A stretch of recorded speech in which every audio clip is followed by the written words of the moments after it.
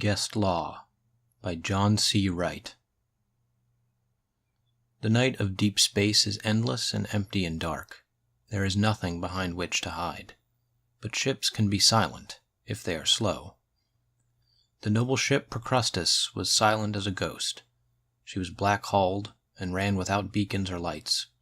She was made of anti-radar alloys and smooth ceramics, shark-finned with panels meant to diffuse waste heat slowly, and tiger-striped with electronic webs meant to guide certain frequencies around the hull without rebounding.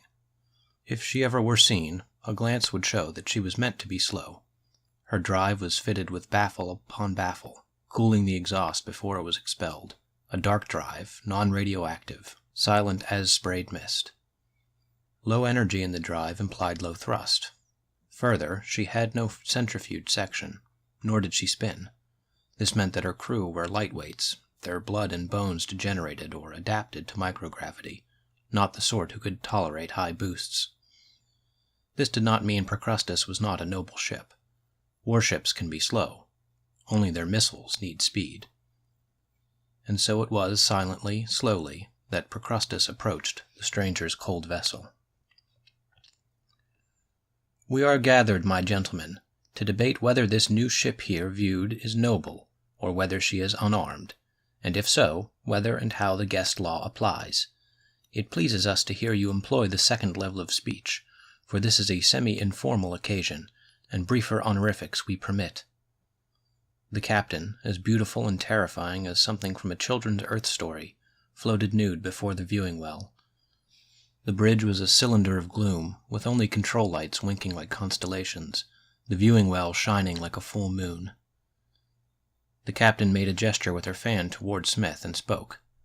"Engineer, you do filth work," by which she meant manual labor, "which makes you familiar with machines." She used the term familiar because it simply was not done to say a lowlife had knowledge or expertise.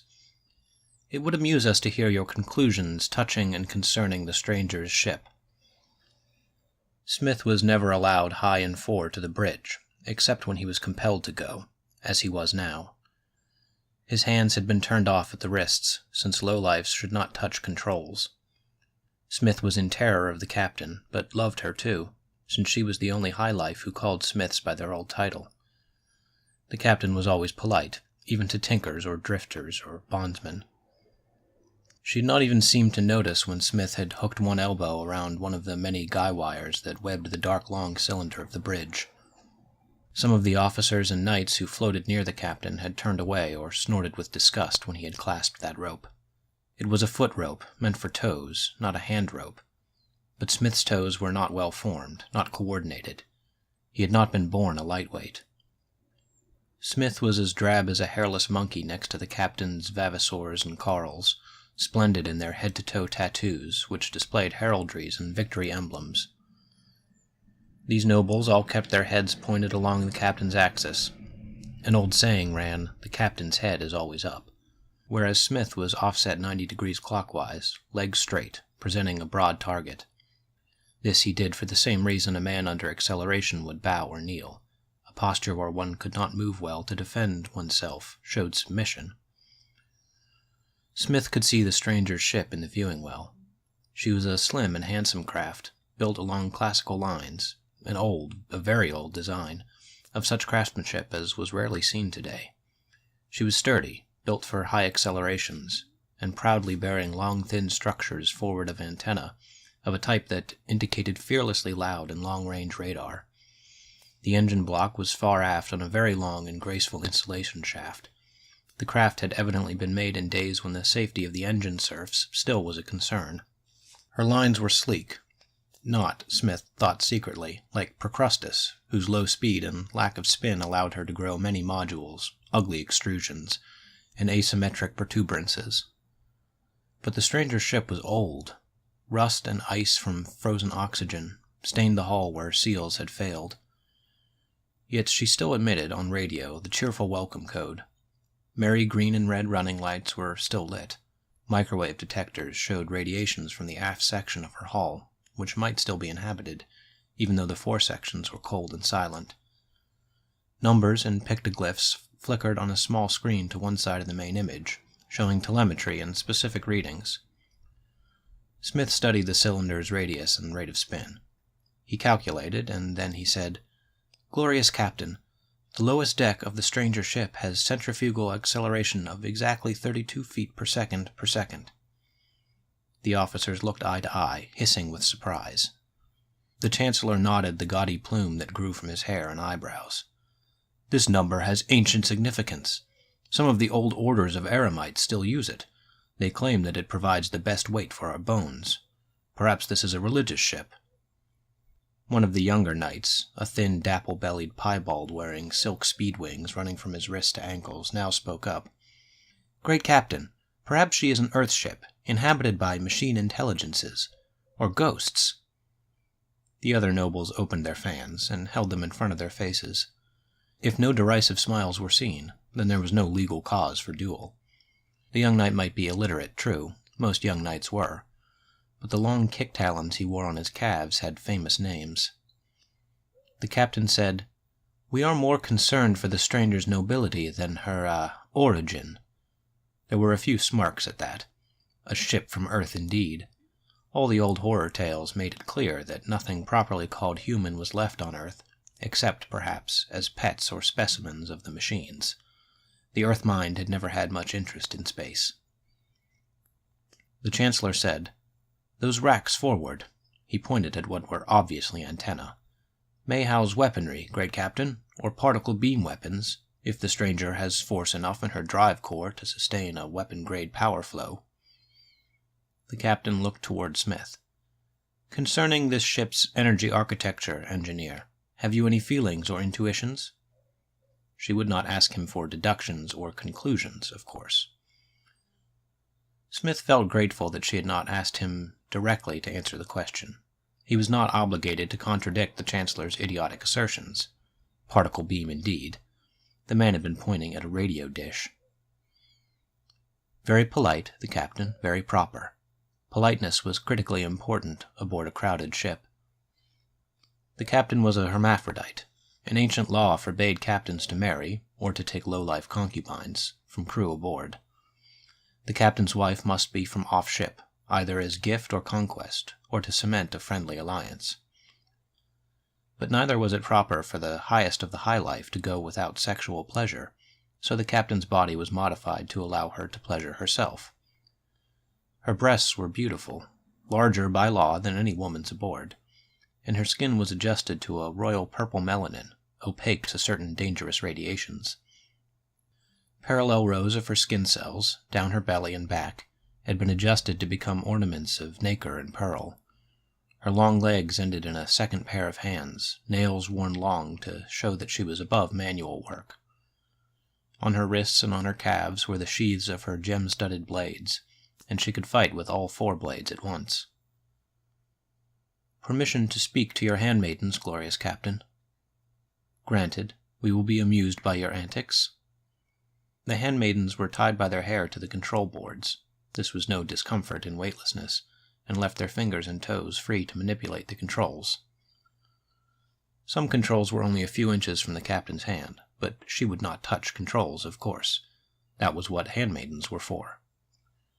Smith diffidently suggested to the handmaidens that they focus analytical cameras on several bright stars aft of the motionless ship, and then, as Procrustes approached a point where those same stars were eclipsed by the emission trail behind the stranger's drive, a spectrographic comparison would give clues as to the nature of the exhaust, and hence of the engine structure. Such a scan, being passive, would not betray Procrustes' location. When the analysis had been done as Smith suggested, the result showed an unusually high number of parts per billion of hard gamma radiation, as well as traces of high overall electric charge. Smith gave his report and concluded, "The high numbers of antiprotons through the plume points to a matter-antimatter reaction drive. In properly tuned drives, however, the antiprotons should have been completely consumed, so that their radiation pressure could add to the thrust. Particle decay in the plume indicates many gigaseconds have passed since the main expulsions. There is a cloud of different geometry condensed closer to the drive itself, indicating that the starship has been drifting on low power, or engines idling. But the engines are still active, glorious Captain. She is not a hulk. She lives." Smith was smiling when he gave this report, surprised by his own calm lightheartedness. He did not recognize the mood, at first. It was hope. Often the guest law required the captain to display great munificence, and here was a ship clearly in need of repair, in need of a good smith. Perhaps the captain would sell his contract to these new people. Perhaps there was hope that he could leave Procrustes, find masters less cruel, duties less arduous. Freedom, a home, a wife, a woman to touch, babies born with his name, a name of his own, these he did not even dream of any more. With a new ship, anything might happen. And even if Smith weren't given away, at least there would be news, new faces, and a banquet. Guest law made such chance meetings a time of celebration. The captain waved her fan to rotate herself, to face her gathered officers. "Opinions, my gentlemen?" The Chancellor said, "With respect, great captain, we must assume she is of noble class. If she carries antimatter, she must be armed. She may be a religious ship, perhaps a holy order on errantry or anti-machine crusade. In either case, it would be against the guest law not to answer her hail. As the poet says, ships are few and far in the wide expanse of night. Shared cheer, shared news, shared goods, all increase our might." The winged knight said, "With respect, great captain, if this is a religious ship, then let God or his wife Gaia look after her. Why should a ship with such potent drives be hanging idle and adrift? No natural reason. There may be plagues aboard, or bad spirits, or machines from Earth. I say pass this one by. The guest law does not require we give hospitality and aid to such unchancy vessels, or ships under curse. Does not the poet also say, 'Beware the strangeness of the stranger. Unknown things bring unknown danger'?" A seneschal whose teeth had been grown into jewels spoke next. "Great captain, with respect, the guest law allows us to live in the void. Don't we share air and water and wine? Don't we swap crews and news when we meet? This is a ship unknown, too true, and a strange design. But every ship we meet is news. Einstein makes certain time will age us forever away from any future meetings with any other ship's crew. None of that matters. Captain, my peers, honored officers, listen. Either that ship is noble or she is unarmed. If she is unarmed, she owes us 1/10 of her cargo and air and crew. Isn't that fair? Don't we keep the void clear of pirates and rogues when we find them?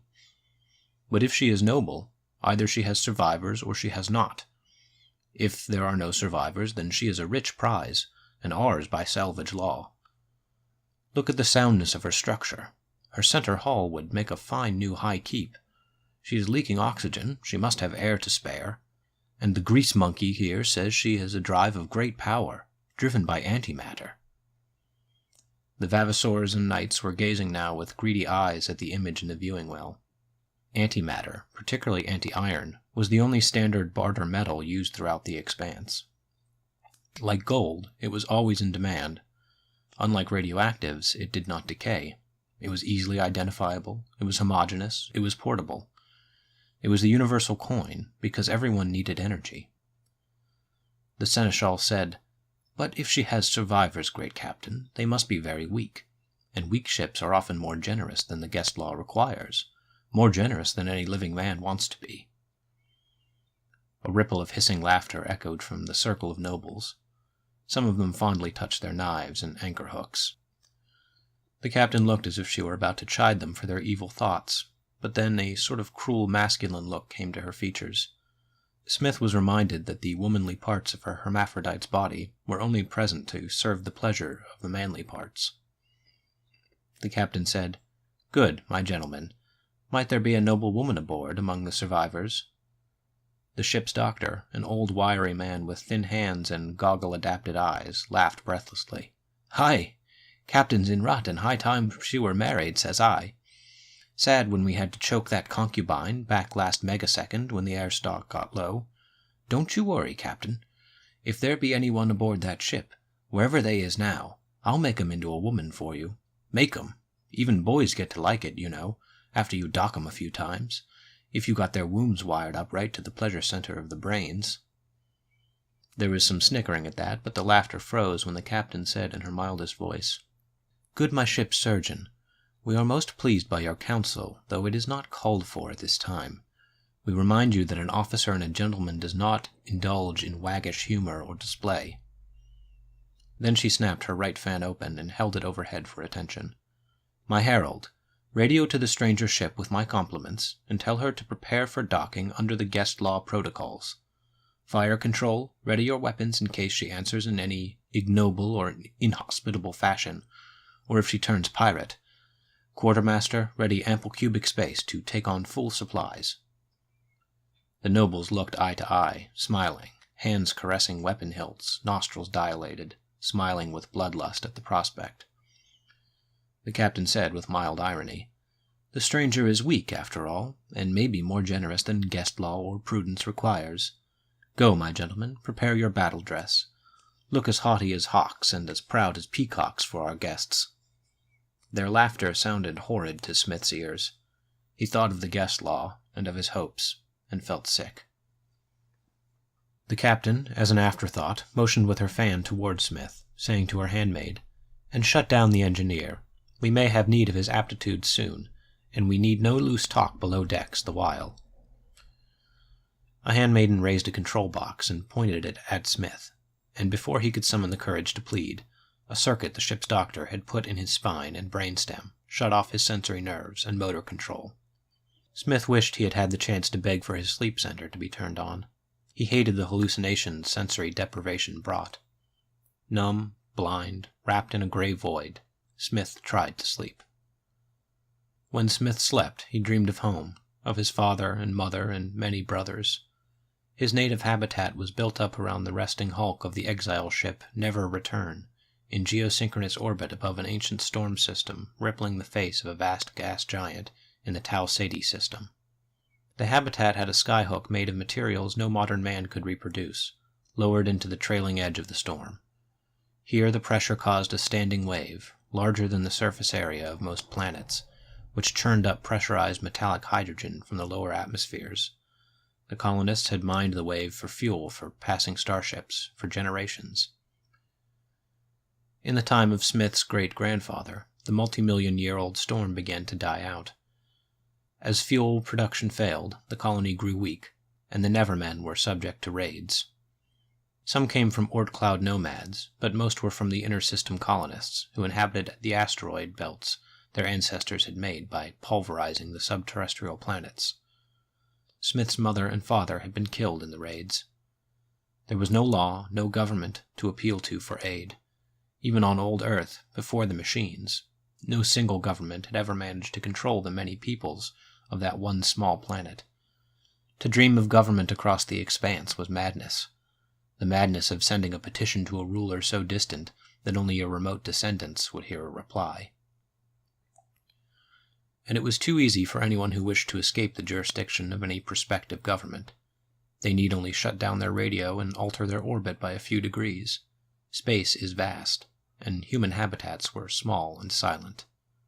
Planets? No one lived on the surface of those vulnerable rocks, suited against atmospheres humans could not endure, at gravities that they could not, by adjusting spin, control. Legend said that Earth was a world where unsuited men could walk abroad. The chances of finding a perfect twin, and the match must be perfect, for humans were evolved for only one environment, made certain that the legend would remain a legend. In the meantime, mankind lived on ships and habitats. After the destruction of his home, Smith himself had been sold into slavery. Slavery? Why not slavery? It was not economically feasible in a technological society, true, but then again slavery had never been economically feasible, even back on old Earth. The impracticality of slavery had not abolished it. History's only period, without slavery, back on Earth, happened when the civilized Western nations, led by Britain, brought the pressure of world opinion, or open war, against the nations that practiced it. The abolitionist movements and their ideals reached to all continents. But on Earth, it did not take years and generations for nearest neighbors to take note of what their neighbors did. Endless space meant endless lawlessness. There was, however, custom. Radio traffic was easier to send than ships from star to star. and there was no danger in listening to it. Radio men and scholars in every system had to keep ancient languages alive, or else the lore of the talking universe would be closed to them. Common language permitted the possibility of common custom. Furthermore, systems that did not maintain the ancient protocols for approaching starships could not tempt captains to spend the time and fuel to decelerate. If colonists wanted news and gifts and emigrants and air, they had to announce their readiness to obey the guest law. And of course, there were rumors and horrid myths of supernatural retributions visited on those who broke the guest law. Smith thought that the mere existence of such rumors proved that the guest law was not, and could never be, enforced. Smith was not awake when the heralds exchanged radio calls and conducted negotiations between the ships.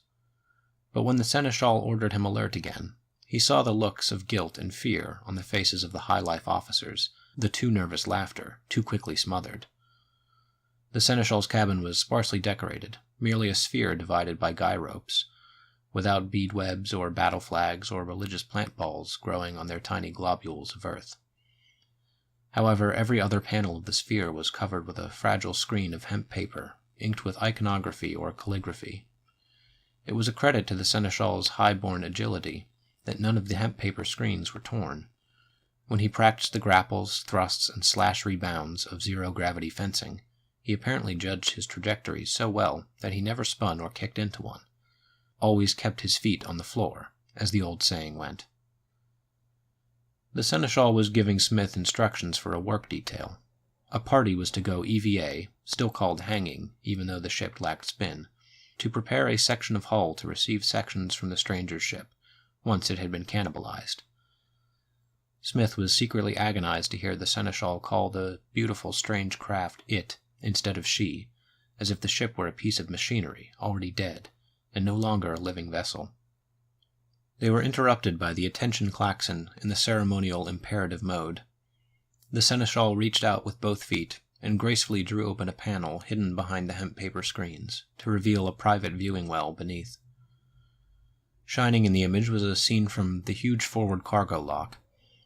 The main clamshell radiation shockwave shields had been folded back, and the wide circle of the inner lock's docking ring glittered black in the light of many floating lanterns. Beyond was a glimpse of the stranger ship. Here was an archaic lock, both doors open in a sign of trust. Controls of ancient fashion glinted silvery in an otherwise black axis, which opened like a dark well filled with gloom and frost, ripped guy lines trembling like cobwebs in the gusts from irregular ventilators. A figure came out from the gloom. He passed the lock and slowed himself with a squirt from an antique leg jet, raising his foot to his center of mass and spraying a cloud before him. He hovered in the center of the black ring, while the squirt of mist that hit him slowly dissipated. The seneschal said in a voice of curiosity and fear, "It's true, then. He has no entourage. What happened to his crew?" He had apparently forgotten who was in his cabin, for he spoke in the conversational register.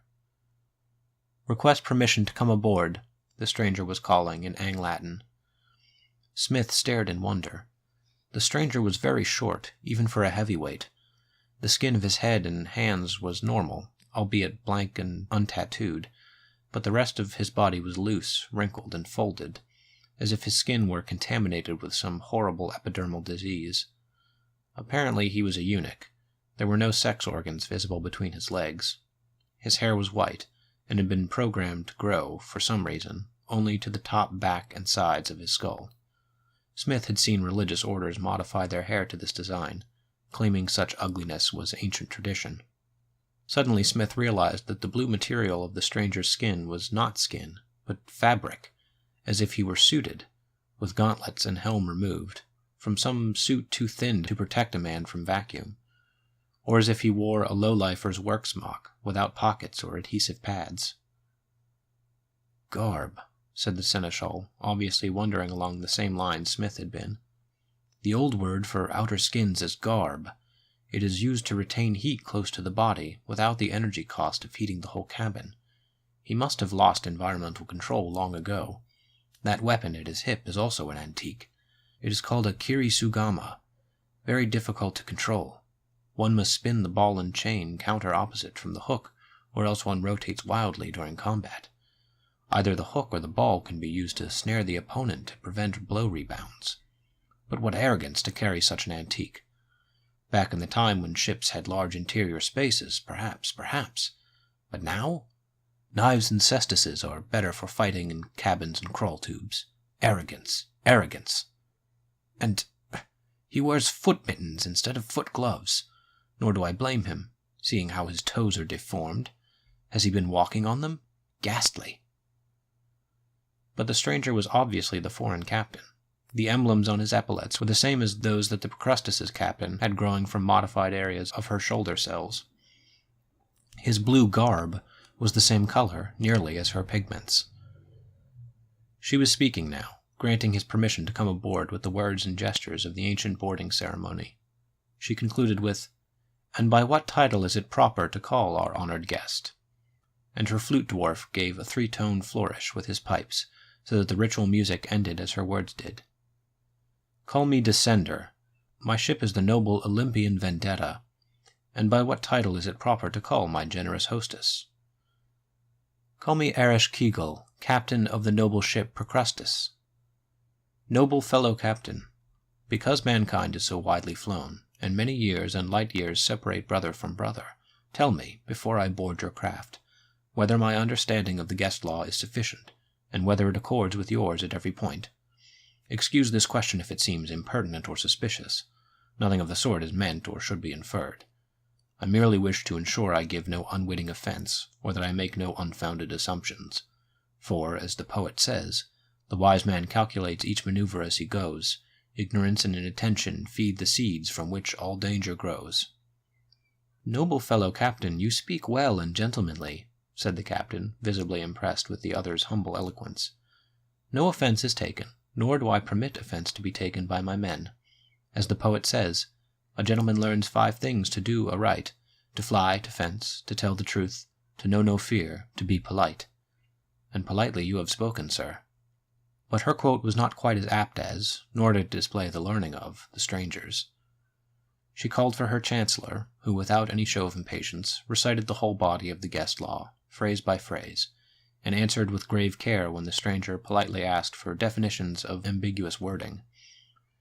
There were customary rules mentioned that Smith had never heard before, or had not heard in detail, but everything seemed to be based on common sense and common politeness.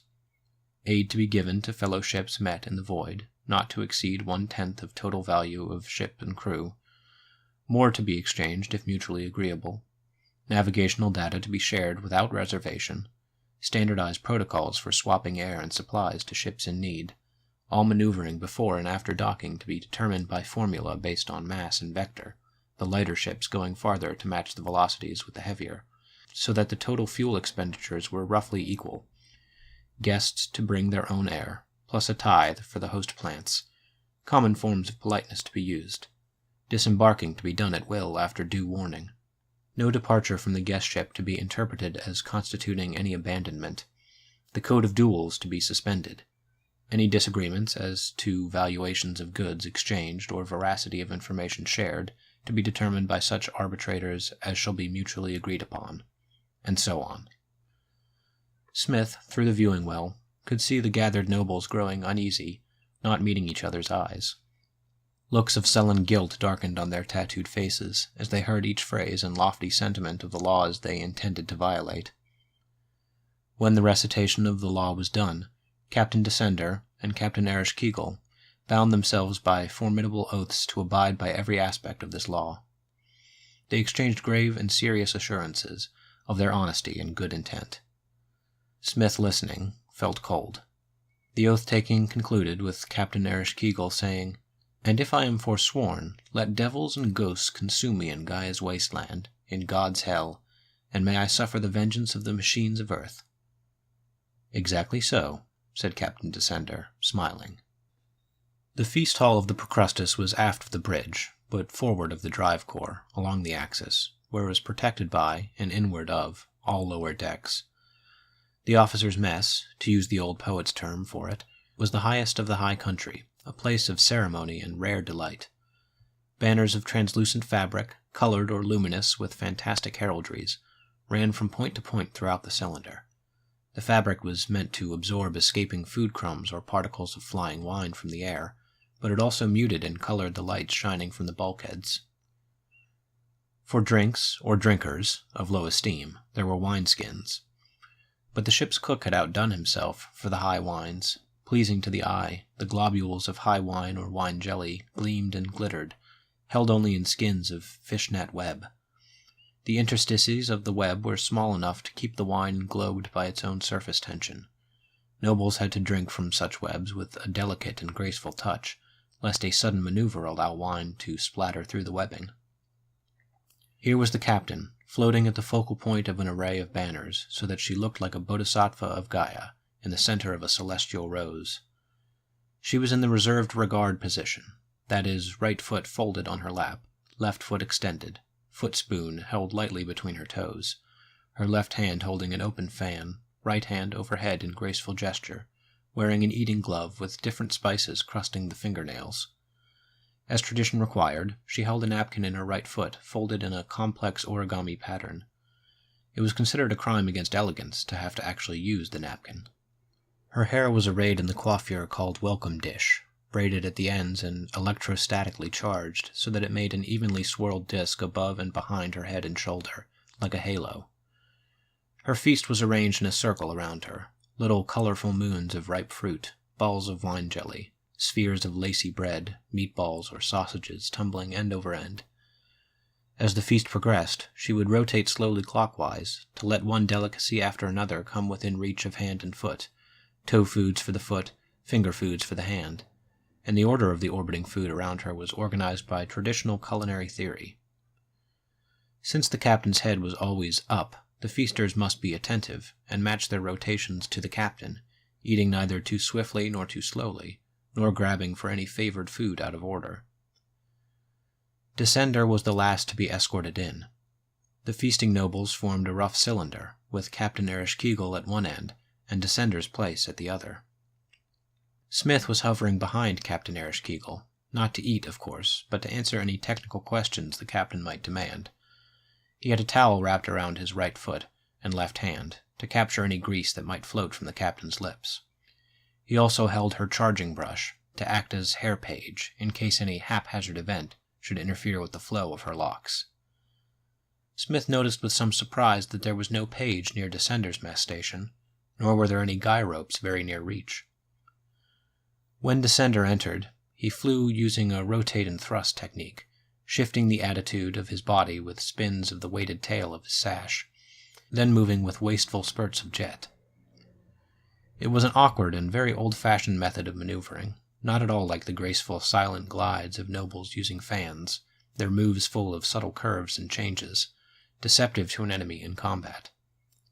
It was easy to guess the trajectories of a man using rotate and thrust, easy for a fighter with a knife to kill him. Smith felt the same embarrassment for the man as someone in gravity might feel seeing a grown man crawl. When Descender took his position, he paused, blinking, evidently puzzled by the lack of a convenient anchor nearby, the lack of service. Smith noticed that the lights facing in that direction were focused without banners to block direct glare, another oversight. All the nobles watched Descender with careful sideline looks. Some vague pleasantries were exchanged. Grace was said. The meal began. One knight loudly called, "Look here, mate, at what a fine dish we have. We'll suck his marrow dry." And he tossed a leg of mutton lightly across the axis to the Chancellor at the captain's right. There was a slight silence. It was considered boorish to allow any food to pass between another feaster and the captain. The leg of lamb was centered just where it would block Descender's view. The Chancellor reached out with a leg fork and hooked the meat, kicking trembling bits of grease in Descender's direction. Aye, at least a good sheep has good sense enough to know when it is due for the slaughter pump-house. No one laughed. Descender turned his head. The doors behind him had been shut, and now 2 ship-carls were there, arms folded, legs in a position called deadly lotus, where fingers and toes could touch the hilts of sheathed blades. Unlike where Descender was, the ship-carls were surrounded by a web of guy wires, and had surfaces near to kick off from. It was with a sinking feeling that Smith saw Descender look up and down at the food ring they had prepared for him. All the meats and fruits in the arc nearest his head were toe foods. Finger foods were along the lower half of the circle. He must either grab for food out of turn, or eat uncouthly. He looked as if he wanted to say something. He opened his mouth and closed it again. Perhaps a hint of nagging fear began to show on Descender's features. The captain herself looked a little sad. She took up the salt ball, but instead of pushing it along the axis to the other captain, showing that he was next in priority, she took a nailful of salt and brushed the ball toward the seneschal on her right upper. He grinned at Descender, took a fingernail's worth of salt, but then tossed it to his left. All the knights were served before the salt ball came to Descender. The last knight to touch it looked carefully at Descender, licked the salt ball with his tongue, and threw it toward Descender with a jerk of his jaw. Descender's face, by now, was an impassive mask, but his jaw was clenched. A bead of sweat floated from his forehead. He did not reach for the insulting salt ball, but let it fly past his shoulder toward the bulkhead behind. All the nobles had their hands near their weapons. The chamber was utterly silent. There was something sad in Descender's eye, when he smiled a weak smile and reached up for a foot peach near his head. "I compliment my noble fellow captain for her bountiful feast," he said, and took a bite. There was some snickering. It was like seeing a man under acceleration eating off what, in the old times, they would have called the floor. One of the shipcarls behind Descender opened the ventilator, so that the breezes began to slowly scatter his food. Descender paused. He grabbed 1 or 2 pieces of fruit and stuck them under his elbow to hang on to them. It looked absurd, but nobody laughed. It was hard to say whether or not Descender actually was frightened. His face showed no emotion, but he certainly acted like a frightened man. He said, "I thank you for your hospitality. I wish now to return to my ship." The Chancellor said, "But we are not done with you. That ship of yours, it is a nice one, isn't it? We would be happy to accept its drive and main hull sections as gifts. Or perhaps we can simply claim it as salvage. There's no one aboard it right now." Descender curled his legs and put his hands near his kirisugama. He spoke softly. "She. It's more polite, good sir, to address those crafts who sustain our lives as her and she." The winged knight said loudly, "Those who carry arms are required, when honor commands, to use them. Those false lowlife debris and poke boys who scrounge the weapons off their betters deserve a looter's airlock. But who says a thief has any care for honor? It is to honor, gentlemen, that I propose a toast. To the honor and to the air that sustains us. Let those who will not drink be deprived of both. But look, you have no page, you who call yourself a captain. Hoy, Smith, Grease Monkey, hand our guest his last draught of wine. Your hands are the only ones fit to hand it to him." And he took from his pouch a plastic bag from the medical stores, filled with liquid waste. The knight threw it to Smith, who caught it with trembling fingers. This was a mortal insult. If Smith passed the bag to him, Descender could neither drink, nor could he refuse the toast with honor. The carefully planned program of insults that had gone before, Smith guessed, had only been to see how much Descender would stomach. If he had any hidden weapons, tricks, or traps, now he would show them. Captain Ereshkigal would only lose 1 lesser knight. Ereshkigal could repudiate the rash young knight once he was killed, apologize, blame him. Polite words and polite pretense could keep a bit of honor intact during such retreat. That is, if he had some hidden weapon. If not... Anger made Smith forget all caution. He threw down the heavy charging brush and the sloshing bag of medical waste, so that he drifted away from the captain and out of her immediate knife reach. "Here's a poor man, innocent as innocence, and you're going to strangle him up and eat his fine ship. He's done no wrong, and answered all your slurs with kind words. Why can't you let him be? Why can't you let him be?" The captain spoke without turning her head. "Engineer, you are insubordinate. Your air ration is hereby decreased to 0. If you report to the medical house for euthanasia, your going will be pleasant, and note will be made of your obedience in the ship's log. If you continue your insubordination, however, your name will be blotted out. I have no wish to dishonor you. Go quietly." Descender spoke in a strange and distant tone of voice. "Captain, your order is not lawful. At feast times, the code of subordination is relaxed and free speech allowed, at least among those civilized people who recognize the guest law. He turned and looked at Smith, addressing him directly. Engineer, what, pray tell, is your name? Tell it to me, and I shall preserve it in my ship's log, my book of life, and it may endure longer than any record of this age. But Smith's courage deserted him then, and he did not answer. He flapped the napkin he held as a fan, moving back to the bulkhead, where he crouched, looking each way with wide, wild eyes, ready to spring off in any direction. Yet no one paid much heed to him. The nobles were still concentrating on Descender. There was silence in the chamber. The gentlemen were each stealing quick glances at their neighbors, each crouched and ready, but no one was prepared to take the final swoop to make their threats and hints come true.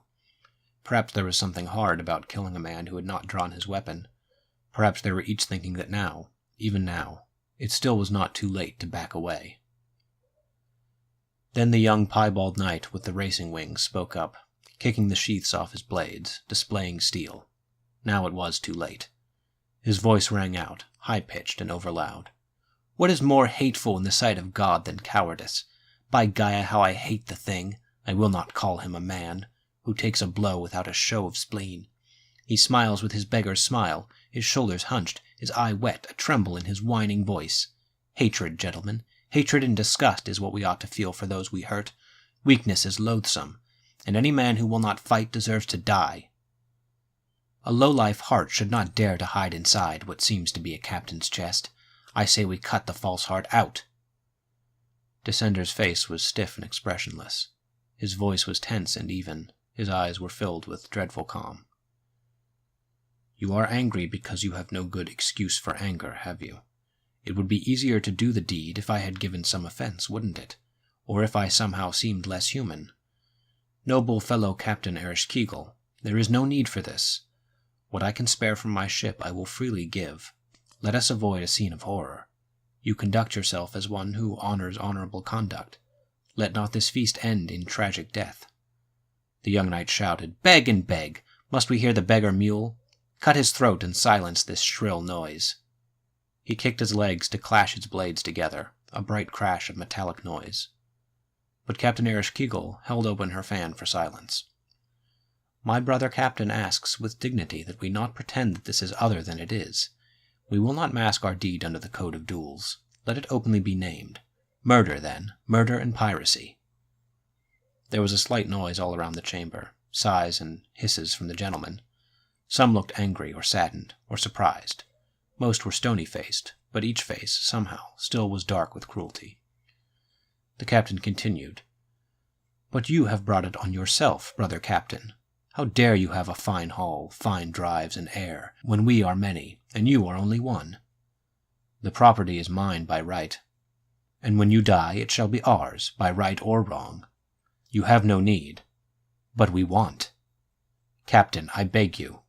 We wish to hear no more of begging. So, is this the rule by which you wish also to be judged? Then no plea for mercy will be heard when your own time comes. Judged? How dare you speak defiance to us? You condemn me when I apologize, and then equally when I do not. What if I say, take my ship, but spare my life? We will not even spare an ounce of air. Ha! I will be more generous than you, Ereshkigal. I will spare one life, perhaps that of the sacred little smith there. He has done me no harm, and I think that he begins to suspect what I am. Yes, one person should survive to spread the tale, otherwise the exercise is useless. Do you think to frighten us with superstitious hints and lies? Englobe him, my gentlemen. Steward, close the ducts. We must have our drapes sop up the blood cloud so no drops foul our air system. Descender spoke softly, while the jeweled, beribboned, and tattooed knights and vavassors, glittering, smiling, fans waving, drew their snaring hooks and dirks and slowly circled him. He spoke in a voice of Jovian calm. Who else but a machine intelligence has so long a life that it can intend to bring law and order to the void, and yet expect to see the slow results? Civilization, gentlemen, is when all men surrender their natural habits of violence, because they fear the retribution of some power sufficient to terrify and awe them into obedience. To civilize a wilderness is long effort, and when the wilderness is astronomically vast, the terror must be vast as well. Captain Ereshkigal, her eyes wide with growing panic, made a clumsy gesture with her fan, shrieking, "Kill him! Kill!" Steel glittered in their hands as the shouting knights and nobles kicked off the walls and dove. With hardly any surprise at all, Smith saw the stranger beginning to shine with supernatural light, and saw him reach up with flaming fingers to pull aside what turned out to be, after all, a mask.